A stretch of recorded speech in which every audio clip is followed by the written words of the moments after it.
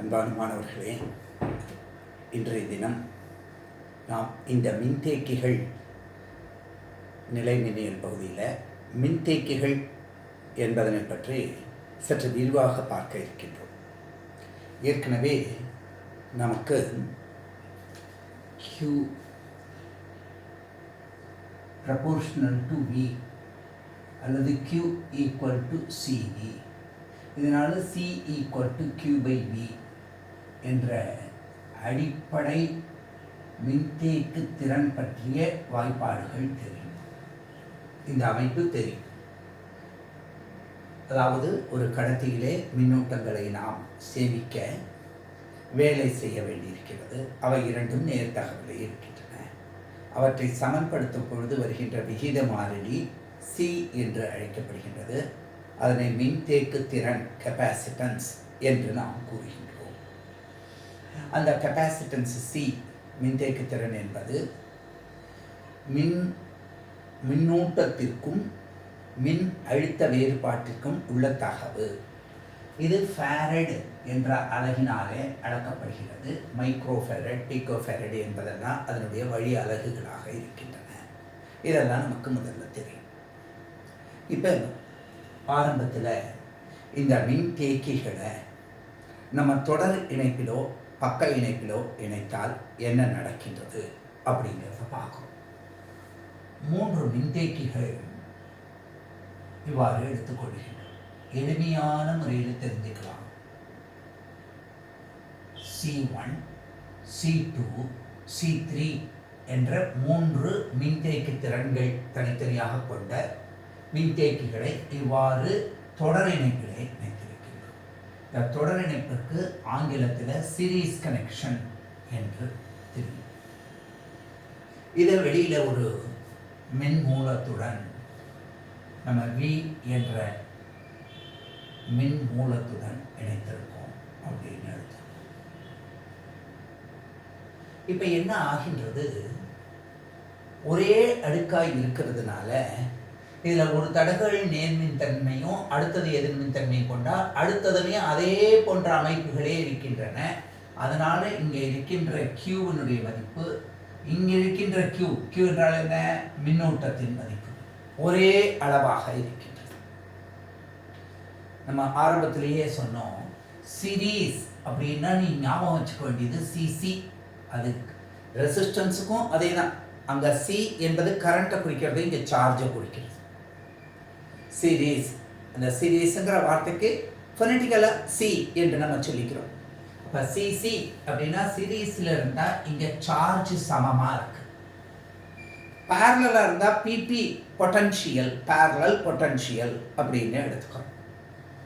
இங்கே இந்த அமைப்பில் பாருங்க, நமக்கு இதற்கு இடையில கிடைக்கக்கூடிய மின்னழுத்த வேறுபாடு V1 என்றால் Q சமமாக இருந்தாலும் C1, C2, C3 மாறுறதுனால இது V2 என்று ஆகின்றது, இது V3 என்று ஆகின்றது. நமக்கு அடிப்படையாக என்ன தெரியும், இந்த மொத்த Vனுடைய மதிப்பு இந்த V1, V2, V3.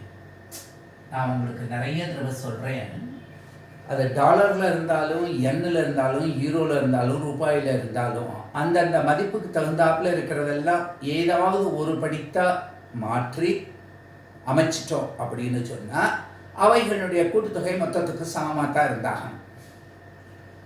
ஆனால் இந்த வாய்ப்பாட்டின் படி Q ஈக்குவல் டு CVனா V ஈக்குவல் டு என்ன, Q by C என்று அமைகின்றது.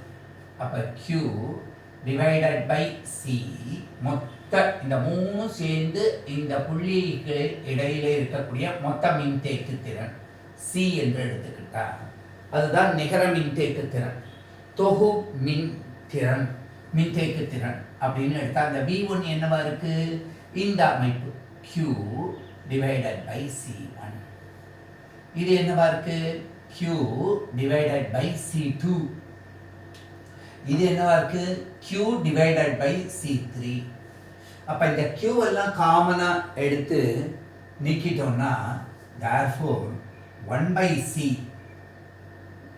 ஈக்குவல் டு 1 by C1 தலைகீழிகளாக கிடைக்கின்றது.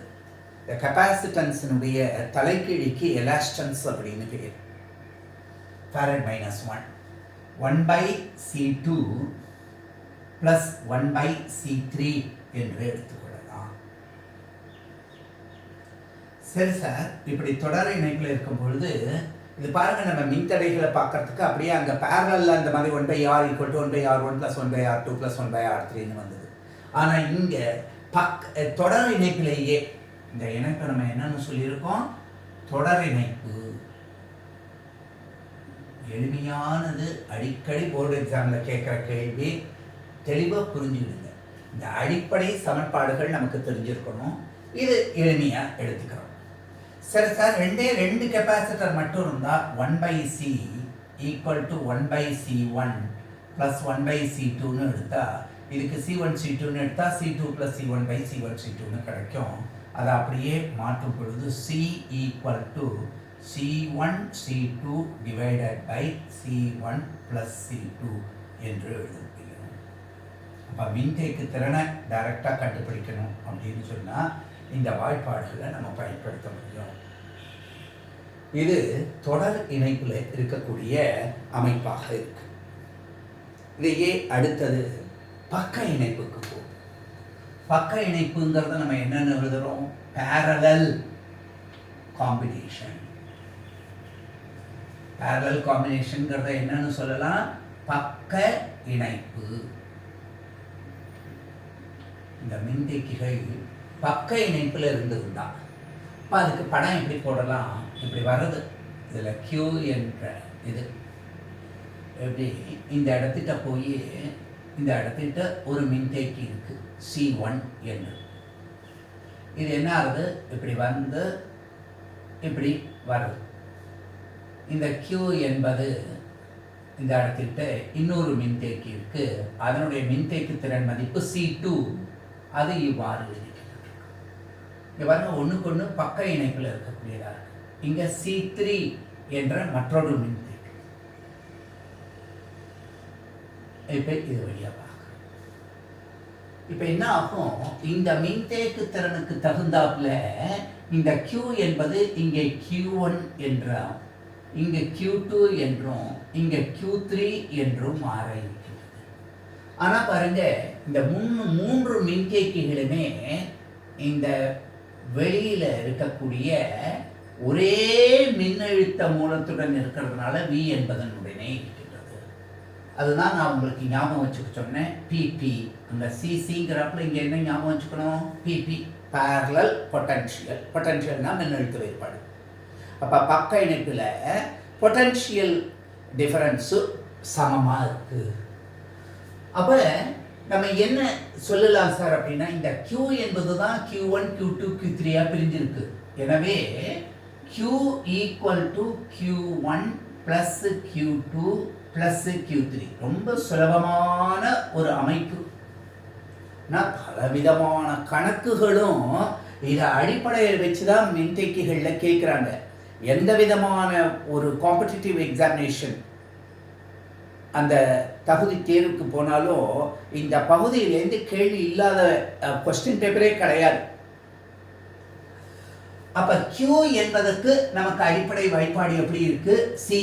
இந்த புள்ளிக்கும் இந்த புள்ளிக்கும் இடையில் இருக்கக்கூடிய மொத்த மின்தேக்கு திறன், இந்த தொகுப்பின் காரணமாக ஏற்படுகின்ற மின்தேக்கு திறனை C என்று கொண்டா C × V என்று சொல்லலாம்.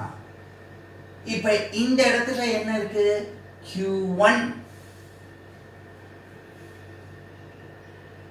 நல்லா கவனிச்சு பாருங்க.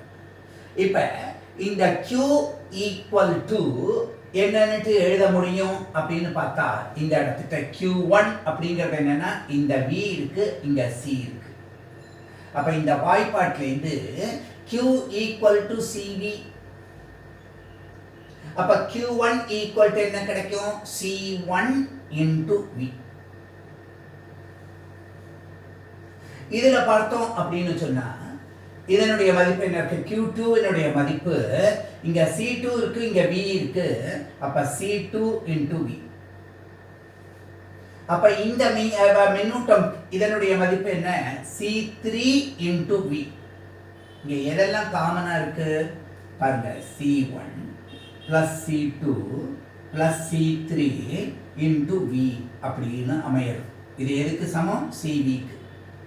therefore இந்த C-னுடைய மதிப்பு என்னன்னு கிடைக்கிறது?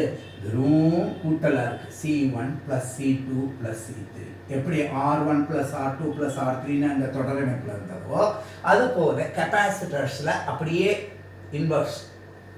இங்கே பக்க இணைப்பில் C-னுடைய பதிப்பு C1 + C2 + C3 என்று அமைகின்றது. ஆக தொடர் இணைப்பில் இருக்கும் பொழுதும் பக்க இணைப்பில் இருக்கும் பொழுதும் எவ்வாறு நம்ம தொகுபயன் மின்தேக்கு திறன் மதிப்புகளை கண்டுபிடிக்கிறோம்? பல்வேறுமான படங்கள் உள்ள கணக்குகளை போடும் பொழுது இந்த கான்செப்ட் இன்னும் நமக்கு தெளிவாக புரியக்கூடியதாக அமையும். இது முக்கியமான ஒரு பகுதி. இதற்கு அடுத்தது நம்ம ஒரு கெப்பாசிட்டர், ஒரு மின்தேக்கியில் இருக்கக்கூடிய மொத்த ஆற்றல் மதிப்பு என்ன அப்படிங்கிறத கண்டுபிடிக்கணும். இந்த பகுதியும் ரொம்ப எளிமையான பகுதி. இதை 2 வகையில் நம்ம கண்டுபிடிக்கணும். ஒரு கெப்பாசிட்டர் மின்தேக்கி என்று சொன்னால் 2 தகடுகள் இருக்கு. அவைகளுக்கு இடையில ஒரு சிறிய இடைவெளி இருக்கு. அப்ப அந்த தகடுகளுக்கு இடையில உள்ள விசை என்ன அப்படிங்கிறத கண்டுபிடிச்சு அதிலேருந்து செய்யப்படுகின்ற வேலை அங்கே ஆற்றலாக சேமிக்கப்படுகின்றது என்று கூறி அந்த மதிப்பு என்ன என்பதனை அந்த வகையில இந்த ஆற்றல் மதிப்பை கண்டுபிடிக்கலாம். இன்னொன்று, நேரடியாகவே இந்த ஒரு மின்தேக்கி அப்படின்னா மின்தேக்கு திறன் அப்படிங்கிறதெல்லாம் மின்னூட்டங்களை தேக்கி வைக்கும் போது அங்க நம்ம செய்யப்படக்கூடிய வேலையை தொகுத்து அதுல இருந்தும் கண்டுபிடிக்கும். 2 வகையில பார்க்கின்றோம். கவனிச்சுட்டு வாங்க. எந்த வகையில நம்ம இப்ப பார்க்கிறோம்? அதாவது ஒரு மின்தேக்கியில்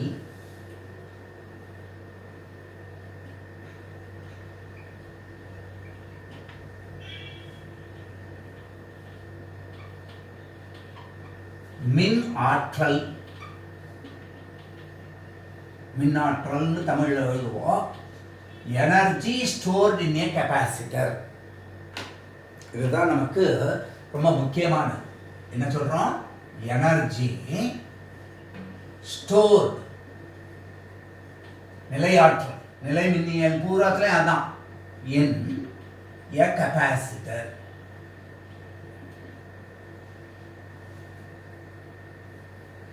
என்ன சார் சொல்றோம்? நல்ல கவனிங்க. ஒரு கெப்பாசிட்டர் இருக்கு. அந்த கெப்பாசிட்டர்ல ஒரு பிளேட் பிளஸ் கியூல இருக்கு, இன்னொரு பிளேட் மைனஸ் கியூல இருக்கு. இதுதான் இடைத்தொலைவு எவ்வளவு தூரத்தில் இருக்கு? டி தொலைவில் இருக்கு. இந்த அமைப்பு நமக்கு தெரியும்.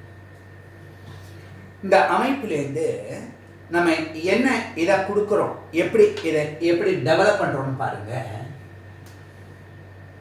ஒரு இதில் இருக்கக்கூடிய Q மின்னூட்டம்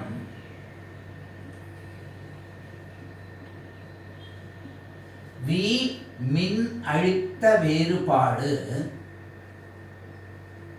உள்ளது. முதல்ல இருக்கக்கூடிய தன்மை இது. இப்ப டெல்டா Q மின்னூட்டம்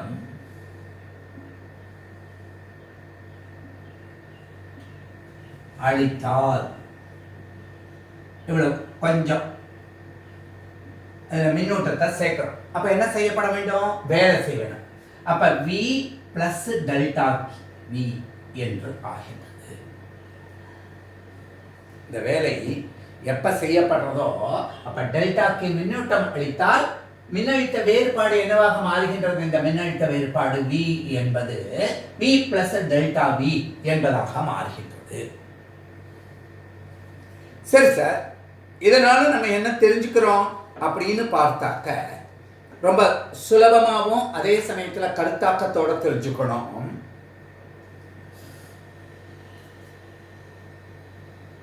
சிறு மின்னூட்டம் அதிகரிக்க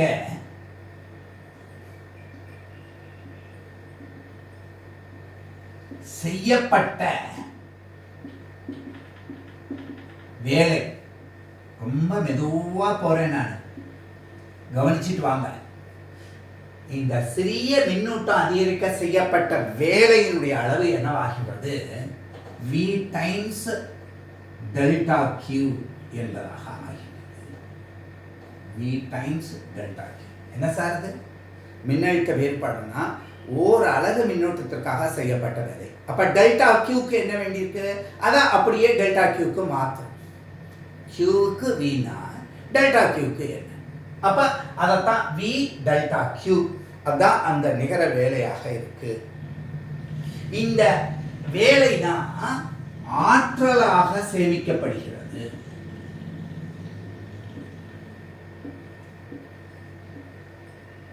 இந்த கருத்தாக்கம் ரொம்ப எளிமையானது, ரொம்ப காம்ப்ளெக்ஸ் மேத்தமேட்டிக்ஸே கிடையாது, சுலபமான மேத்தமேட்டிக்ஸ். இதுதான் ஆற்றலாக சேமிக்கப்பட்டது. சரி சார், அப்ப மொத்த வேலை செய்யப்பட்ட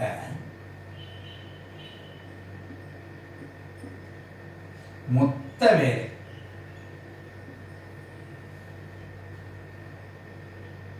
எதுலேருந்து நமக்கு வந்து 0லேருந்து Q வரையிலும் செய்யப்பட்ட மொத்த வேலையினுடைய மதிப்பை V என்று சொன்னா அது integral 0 to Q, integral 0 to Q of V dQ. dQ dQ dQ வாமா. சரி சார், இந்த வாய்ப்பாட்டில் V னுடைய மதிப்பு என்னவா இருக்கு? Q by C.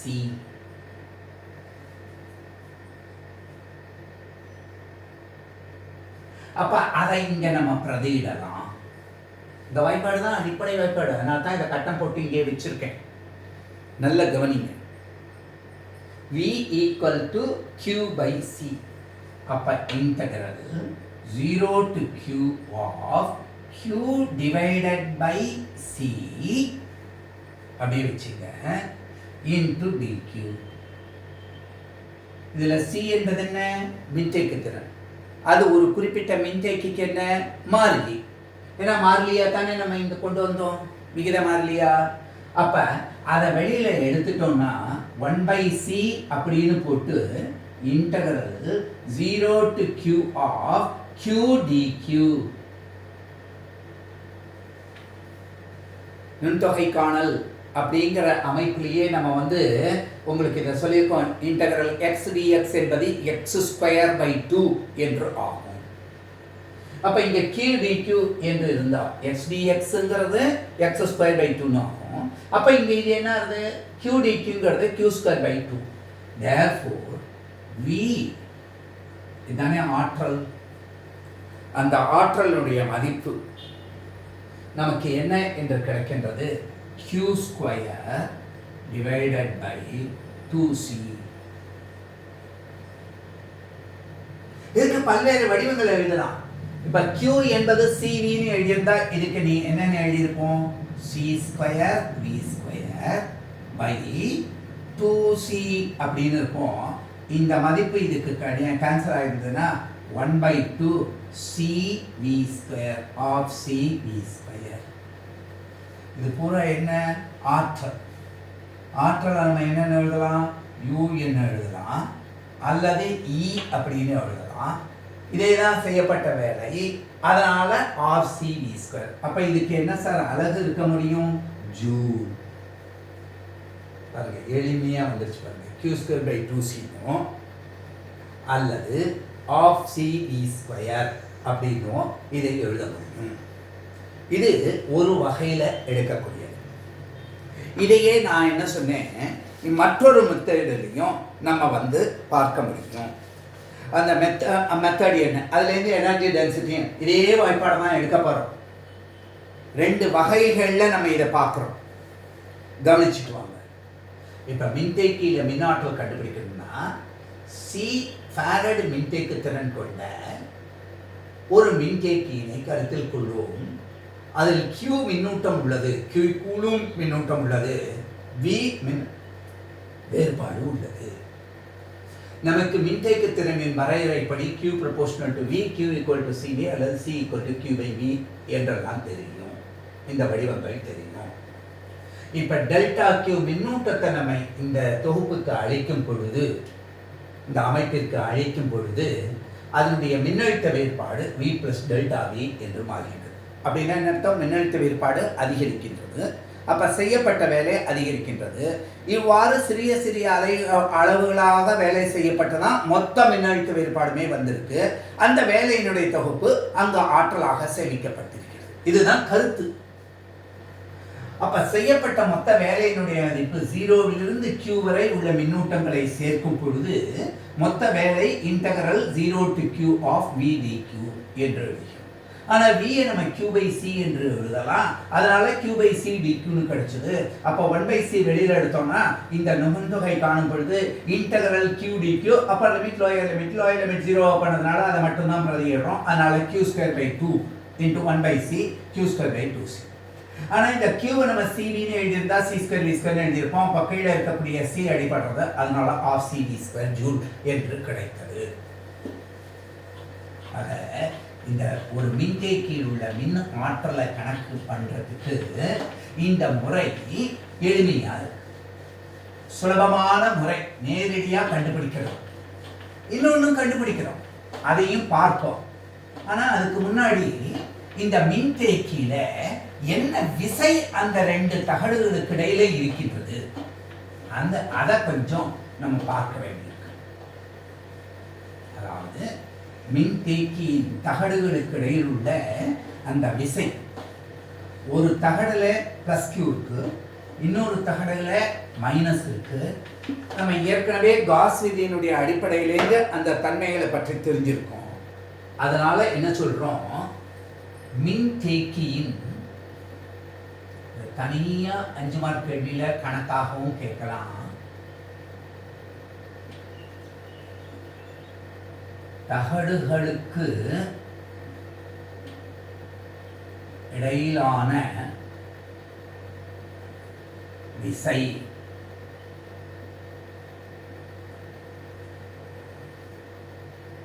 என்ன ஆங்கிலத்தில் சொல்றோம், ஃபோர்ஸ் between the plates. என்ன plates? The charged plates of a capacitor.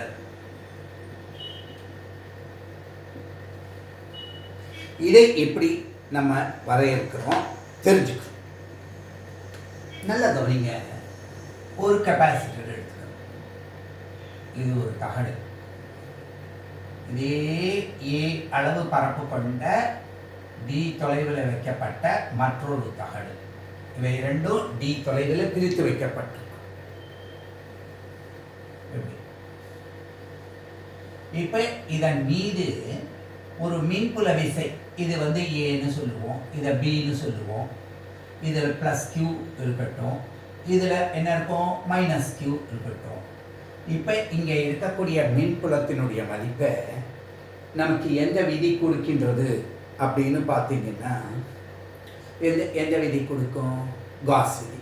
Cos விதி என்ன சொல்றது, சிக்மா டிவைடட் பை 2ε0. இந்த சிக்மாங்கிறது என்னன்னு தெரியும் நமக்கு, Q by Aன்னு தெரியும். அதனால இதை நம்ம என்னன்னு எழுதலாம், Q divided by 2A ε0 அப்படின்னு எழுதலாம். இது சர்வசாதாரணமா இருக்கு. சரி சார், இதை எப்படி எழுதினீங்க அப்படின்னு கேட்டா, இங்க நீங்க புரிஞ்சுக்கணும், பிளஸ் Qவினால்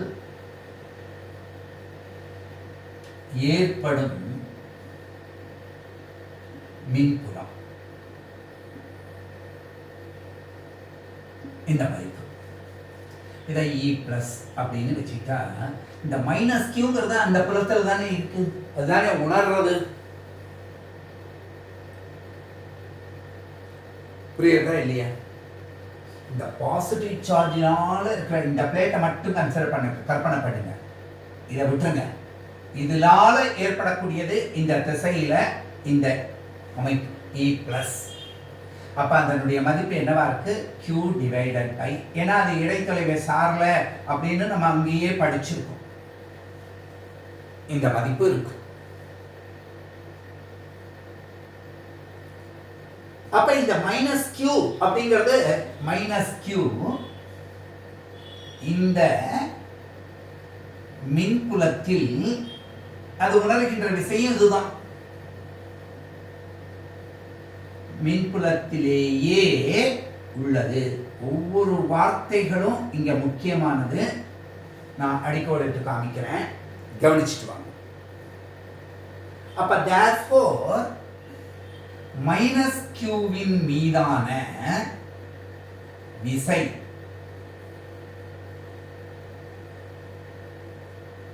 பொதுவா மின்புலம்ங்கிறது என்ன? ஓரளவு மின்னூட்டத்தின் மீது செயல்படுகின்ற வினை. அப்ப இந்த விசை F என்பது நமக்கு என்ன ஆகின்றது? மைனஸ் இந்த Q இன்டு E பிளஸ். இதான் ஓரளவுக்கு. இங்க இருக்கிறது மைனஸ் Q. இந்த மைனஸ் Qவின் மீதான விசை என்னன்னா இதைத்தான் எழுதலாம். அப்ப இந்த மதிப்பு என்னன்னு எழுதலாம்? மைனஸ் இந்த Q ஸ்கொயர், ஏன்னா இதுக்கும் ஒரே அலகு தான் எண் மதிப்பு, டிவைடட் பை 2a எப்சிலான் 0. தெளிவு வேணும், கருத்து தெளிவு. அப்ப எண் மதிப்பு மட்டும் கொண்டால்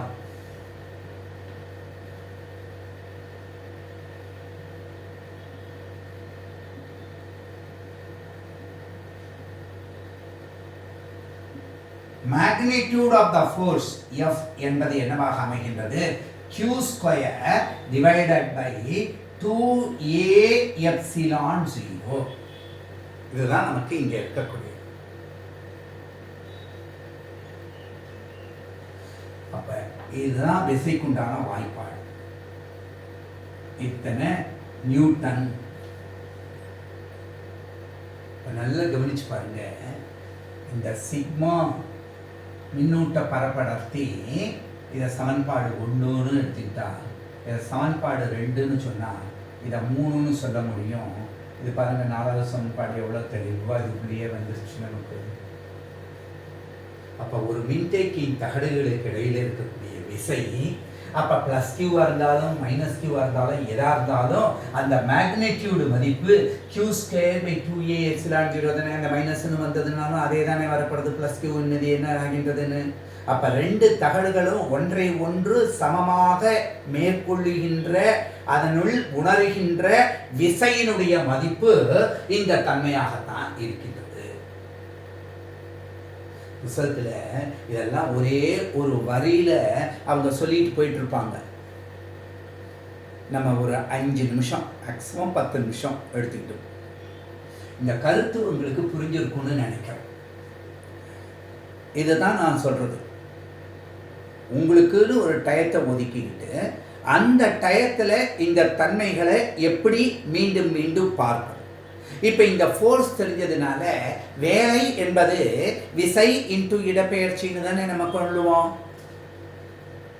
அந்த அடிப்படையை வச்சு இப்ப மின்தேக்கியில் இருக்கக்கூடிய மொத்த ஆற்றலினுடைய மதிப்பை நம்ம கண்டுபிடிக்க முடியும். ஆக இங்க புதுசா தெரிஞ்சுக்கிட்ட இந்த விசையினுடைய மதிப்பை இங்க நம்ம எழுதிப்போம். F equal to magnitude equal to Q square divided by 2a epsilon 0.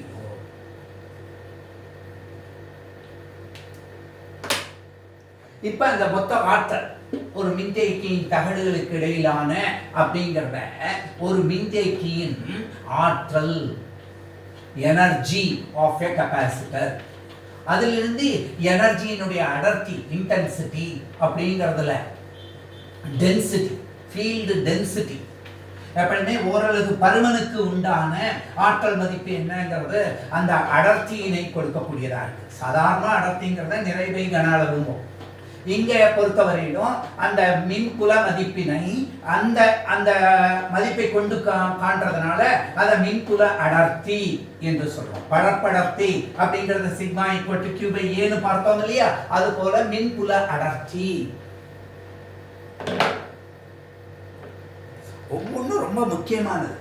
அப்போ மின்தேக்கியின் ஆற்றல் ஏற்கனவே ஒரு வகையில் நம்ம பார்த்தோம். இப்போ ரெண்டாவது வகையில் நம்ம பார்க்குறோம் இந்த ஆற்றல் மதிப்பை எப்படி கண்டுபிடிக்கணும். இதை U என்று குறிப்பிடும், கேட்டல் U என்று. தான் அதே எனர்ஜி தான். அப்போ இதுக்கும் நம்ம என்ன படம் நம்ம எடுத்துக்கிறோம் அப்படின்னா, மின்தேக்கியை கருத்தில் கொள்கிறோம், ப்ளஸ் மின்னூட்டங்கள் இருக்கக்கூடிய ஒரு அமைப்பு.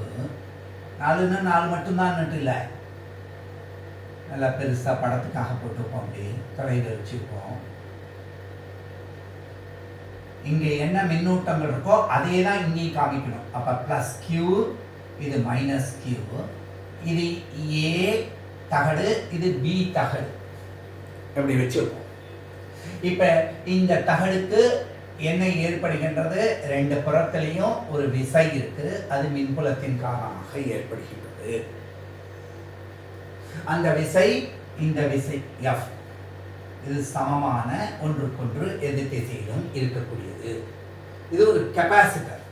ஒரு கெப்பாசிட்டர் அப்படின்னாக்க இந்த மாதிரி குறிச்சு காமிச்சிருக்கோம் C என்பதற்கு. இதுதான் அதனுடைய வரையறையெல்லாம் நம்ம முன்னாடியே சொல்லிட்டு இருக்கோம்.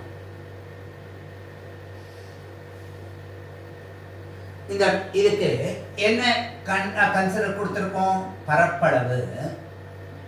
இந்த தகடுகளின் பரப்பளவு A என்று எடுத்திருக்கோம். இதில் உள்ள மின்னூட்டத்தின் மதிப்பை என்னென்னு எடுத்திருக்கோம், Q என்று எடுத்திருக்கோம். இதெல்லாம் எப்பொழுதுமே எடுக்கிறது தான். இப்போ ஊடகம் எதுவும் இல்லை, வெற்றிடமாக இருக்கிறதுனால இந்த ஊடகத்தின் விடுதிறன் மதிப்பை நம்ம என்னன்னு சொல்கிறோம், ε0 என்று நம்ம குறிப்பிடுகின்றோம்.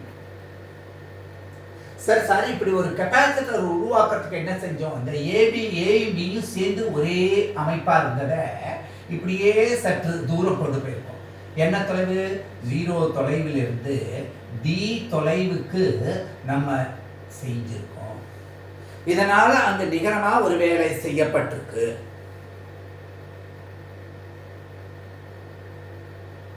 இப்ப இந்த பிளஸ் மின்னூட்டங்கள் இருக்கு, இது மைனஸ் மின்னூட்டம் இருக்கு, வேறு விதமான மின்னூட்டங்கள் ஒன்றை என்ன செய்யும், இருக்கும். அதனால நம்ம என்ன சொல்றோம், B இன், அதாவது தகடு B இன் மீதான ஈர்ப்பு விசை, இப்பதானே கொஞ்ச நேரத்துக்கு முன்னாடி நம்ம பார்த்தோம், அந்த ஈர்ப்பு விசை அப்படிங்கிறது என்ன சார் அப்படின்னு கேட்டா, அதை நம்ம என்னன்னு எழுதலாம், F ஈக்குவல் டு, இங்கே தானே குறிச்சிருக்கோம், F ஈக்குவல் டு Q²/2A ε0. ரொம்ப சுலபமா வந்துருச்சு பாருங்க. சரி சார், இப்ப என்ன செய்யறது, இத D தொலைவிற்கு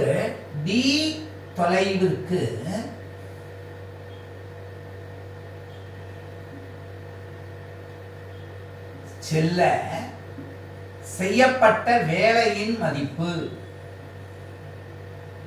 W ஒர்க், அதுதான் ஆற்றலா சேமிக்கப்பட்டிருக்கு. அதை நம்ம எப்பொழுதுமே வேலை ஈக்குவல் டு விசை இன்டு இடப்பெயர்ச்சின்னு தானே சொல்லுவோம், F.D. அப்ப அந்த வேலை தானே ஜூல் என்பதாக இருக்கப்படுறது. இது நியூட்டன்கிற விசை, D என்ற தொலைவு மீட்டர் போனா நியூட்டன் மீட்டர், அதுதான் ஜூல். அப்ப இங்க என்ன கிடைக்கின்றது, Q²D divided by 2A ε0. நம்ம ஒரு இடத்துக்கு போறோம், ஒரு எக்ஸாம்பிள், சமன்பாடு 1ன்னு வச்சுங்க, சமன்பாடு 2. அவ்வளவா நமக்கு ஹிந்தி தெரியாது, திடீர்னு டெல்லிக்கு போகிறோம், அங்கே போய் ஜிடிஏ எக்ஸ்பிரஸில் இறங்கிட்டோம், டெல்லி ஸ்டேஷனில் இறங்கி சுற்றி முற்றி பார்க்குறோம், எல்லாம் ஹாய்னு குதிரை ஓட்டிகிட்டு இருக்காங்க, நமக்கு ஒன்றும் புரியல. அந்த சமயத்தில் அங்கேருந்து ஒருத்தன் கோண்டும்பா, கோவிந்தம்னு சொல்ல மாட்டான், கோண்டும்பா, கோண்டு அப்படின்னு ஒருத்த கூப்பிட்டோம்னா நமக்கு மனசுக்கெல்லாம் ரொம்ப சந்தோஷமாயிடுது. ஏன் அப்படின்னா, நம்மளை தெரிஞ்சவன் ஒருத்தன் இங்கே இருக்கானே, தமிழில் பேசுகிறானே, நமக்கு தெரிஞ்ச மொழியில் அப்படின்னு அந்த தன்மை நமக்கு ஒரு உற்சாகத்தையும் உத்வேகத்தையும் கொடுக்கிறது. அது மாதிரி இந்த சமன்பாடுகள்லாம் இப்படி வரும் பொழுது நமக்கு தெரிஞ்சது ஏதாவது இருக்கா அப்படின்னு பார்த்தா என்ன சார், ஒரு மின்தேக்கியினுடைய மின்தேக்கு திறனுக்கு வாய்ப்பாடு என்ன? Epsilon 0 A/D. சரி, இதுக்கு இங்க என்ன தொடர்பு? நமக்கு தெரிஞ்சது we know that அப்படின்னு தமிழ் இதுல இங்கிலீஷ்ல எழுதுறப்ப இங்க நமக்கு நாத்தே அப்படின்னு எழுதுவோம் அடிக்கடி, நமக்கு தெரிந்தது. இங்க என்ன இருக்கு பாருங்க, எப்சிலான் A/Dங்கிற வார்த்தை இருக்கா இல்லையா? அவ்வளவு சுலபமா வந்துருச்சு பாருங்க. அப்ப எப்சிலான் A/Dங்கிறது cனா d/epsilon 0 1/c.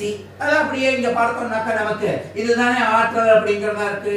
U = மேல q² divided by 2 into c அப்படின்னு போடலாமா இல்லையா?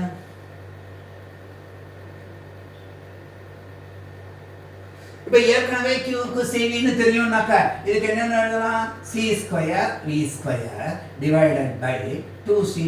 அப்ப ஆட்டோமேட்டிக்கா 1/2c v² தானே. இந்த ஸ்கொயர் இந்த c க்கு அடிபட்டு போச்சுன்னாக்க மிச்சம் cv² இருக்கு. half cv² தானே இருந்தது. q² 2c அல்லது half cv² னு போடலாம். இல்லனா வேற எப்படி சார் எழுதலாம் அப்படினு சொன்னாக்க, இத வேற விதமா எழுதுறதுக்கு என்னென்ன எழுத முடியும் அப்படினு பார்த்தா,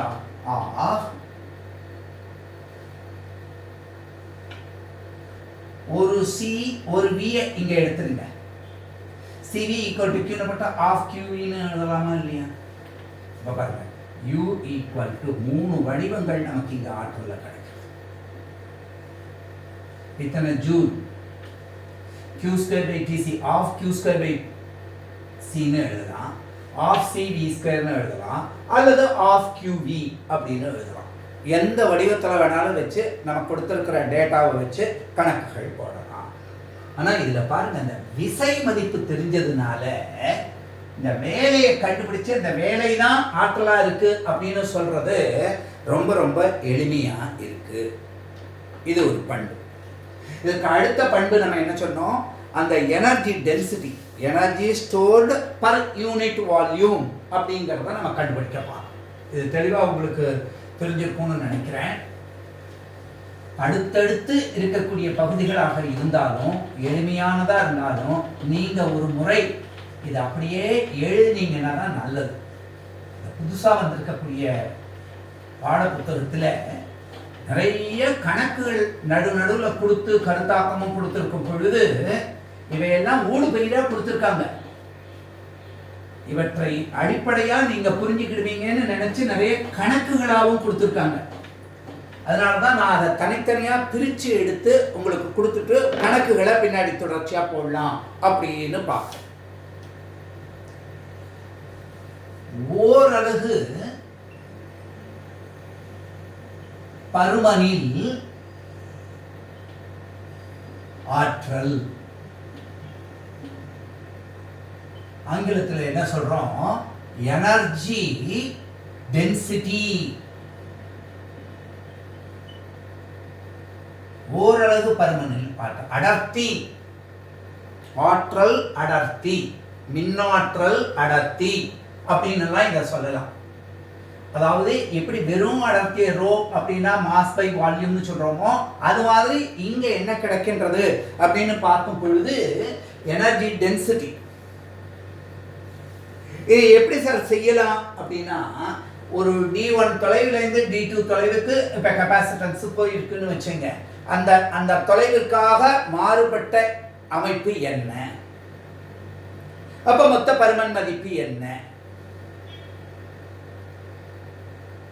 அந்த ஆற்றலினுடைய மதிப்பை நம்ம அந்த முறையில தான் பார்த்தோம். இதுக்கு முன்னாடி கண்டுபிடிச்சதுல என்ன சொல்லியிருந்தோம்? இந்த வேலையினுடைய மதிப்பை அந்த இதுல வரக்கூடிய வாய்ப்பாடுகளை அப்படியே பார்த்துங்க.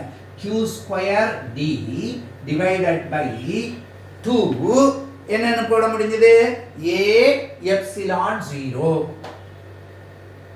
ஒவ்வொன்றும் படிக்கும்போது அதுக்கு தான் நான் உங்களுக்கு சொன்னது ஒரே கருத்து. அந்த பாடம் படிச்சுட்டே வரும்போது ஒரு பேப்பரை தனியாக எடுத்து வச்சுட்டு அந்த கருத்து பார்க்கும்போது அதில் வரக்கூடிய முக்கியமான வாய்ப்பாடுகளை மட்டும் தொகுத்து எழுதிட்டே வரணும். அப்படி எழுதிட்டே வந்தோம் அப்படின்னா அவை அங்கங்கே எப்படி பயன்படுகின்றது. இப்ப ஒரு கெபாசிட்டர்ல நம்ம இதனுடைய அதாவது ஆற்றல் செறிவு அப்படிங்கிறத பார்த்து அதுலேருந்து ஓரலகு அடர்த்திக்கு உண்டான டென்சிட்டியை பார்க்கறதுக்கு d1 தொலைவில் இருந்தது. இதையே நம்ம d2 தொலைவுக்கு மாற்றும் பொழுது என்ன ஏற்படுகின்றது அப்படின்னா நிகரமாக அதிகப்படுத்தி இருக்கக்கூடியது என்ன அப்படின்னு பார்க்குறோம். d2 மைனஸ் d1 தூரம். அப்ப அந்த ஆற்றலினுடைய மதிப்பை நம்ம u ஸ்மால் u என்று எடுத்துக்கிட்டாக்க இந்த வாய்ப்பாடு படி நீங்க என்ன எழுதலாம், q square d2 minus d1 அதிகரித்த தொலைவு டிவைடட் பை 2a எப்சிலான் 0. இது எதுக்கு? அதிகரிக்கப்பட்ட பருமனுக்கு. அதிகரிக்கப்பட்ட பருமன் எவ்வளவு? a என்பது பரப்பளவு, அதிகரிக்கப்பட்ட தொலைவு d2 மைனஸ் d1. இந்த மதிப்பை இப்படி எடுத்துக்கிறோம். இதுதான் நமக்கு ஆற்றல் அடர்த்தி. சரி சார், இப்படி இருக்கு அப்படின்னு சொன்னா இந்த மதிப்பு இருக்கு இல்லையா, இதுல எதெல்லாம் அடிப்படும் அப்படின்னு பார்த்தா இதை எப்படி எழுதலாம்? இது இன்டு 1 அப்படின்னு போட்டு பழகிட்டீங்கன்னாக்க சுலபமா இதை ஞாபகம் வச்சுக்கலாம். ஆமா, d2 மைனஸ் d1 அடிபட்டு போயிடுறது. நம்ம தான் முன்னாடியே சொல்லியிருக்கோம், இந்த மின்புலம் அப்படிங்கிறதெல்லாம் கணக்கு பார்க்கும்போது இந்த இடைத்தொலைவை பற்றி கவலைப்படாமல் அது போயிடுறதுங்கிறத. ஆனால் இதில் வடிவத்தில் என்ன மாறுகின்றது அப்படின்னு பார்க்குறோம்.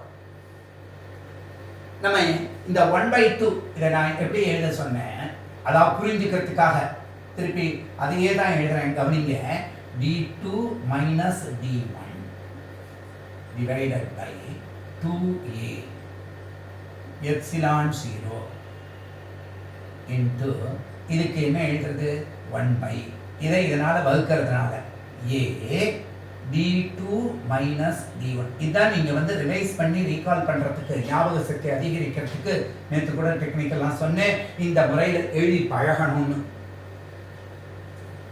இந்த இடைச்செருகள் வழிகள் தான் நமக்கு விட்டு போயிருந்திருக்கும். சரி சார், இப்போ இந்த அமைப்பை பார்க்கும் பொழுது நமக்கு என்ன ஆகுது, இந்த d2 இது கேன்சல் ஆகிடுறதுன்னு தெரியுது. இதை இந்த 1/2 அப்படியே வைங்க.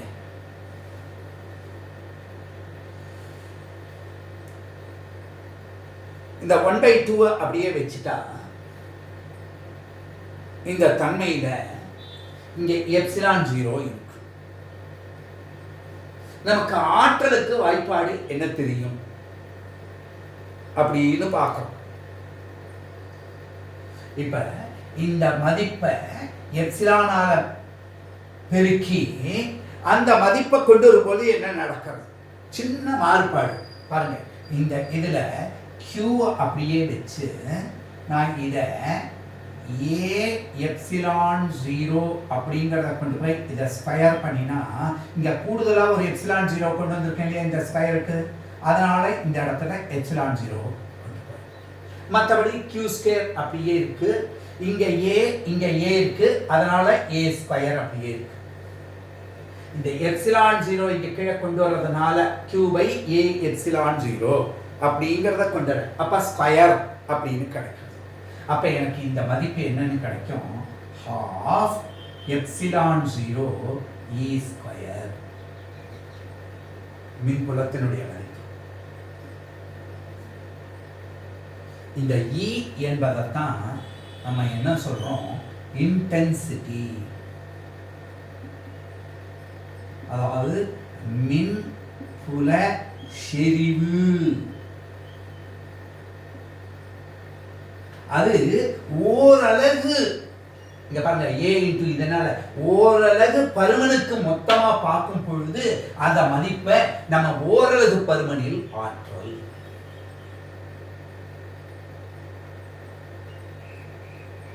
இது முக்கியமான ஒரு கருத்தாற்றலாக இருக்கின்றது. இதற்கு அடுத்து நமக்கு தெளிவாக இந்த மின்தேக்கிகள் இணைத்தகடு மின்தேக்கிகளாக இருக்கிறதுலேருந்து எவ்வாறு சற்று மாறுபட்டு ஒரு கோள வடிவத்தில் இருந்ததுன்னா, அல்லது ஒரு ஸ்பெரிக்கல் கெப்பாசிட்டர், சிலிண்ட்ரிக்கல் கெப்பாசிட்டர், இந்த தன்மைகள் எவ்வாறு அமைகின்றன அப்படிங்கிறத பற்றி அடுத்த வகுப்பில் பார்ப்போம்.